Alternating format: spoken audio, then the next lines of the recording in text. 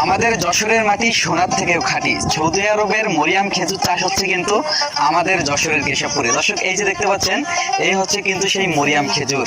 মাশাআল্লাহ, দেখতে পাচ্ছেন আপুর এই গাছে কতটা পরিমাণ ফলন ধরেছে। আপু, এটাই কয় বছর ধরে লাগিয়েছেন আপনি? এই গাছটার বয়স প্রায় 6 বছর। আচ্ছা আচ্ছা, এই খেজুর কি এখন খাওয়ার উপযোগী হয়ে গেছে? হ্যাঁ, অবশ্যই। আচ্ছা, তাহলে কি আমি একটা খেয়ে দেখবো? অবশ্যই, আপনি আচ্ছা, আমি একটা তাহলে ছিঁড়ি। এই যে দর্শক, আমি ছোট পিস ছিঁড়ি।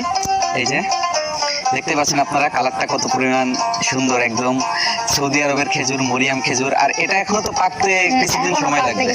কতদিন সময় লাগতে পারে? 1.5 থেকে 2 মাস সময় লাগবে। 1.5 থেকে 2 মাস। এটা স্বাদ এখন বর্তমানে কেমন হবে? এখন এটা স্বাদ অনেক মিষ্টি। আচ্ছা, এখন কি খেয়ে দেখবো এটা? অবশ্যই। আচ্ছা, আমি এখন এই যে বাংলাদেশের মাটিতে দাঁড়িয়ে এই যে খেজুর গাছ থেকে খেজুর ছিঁড়ে এখন খাচ্ছি।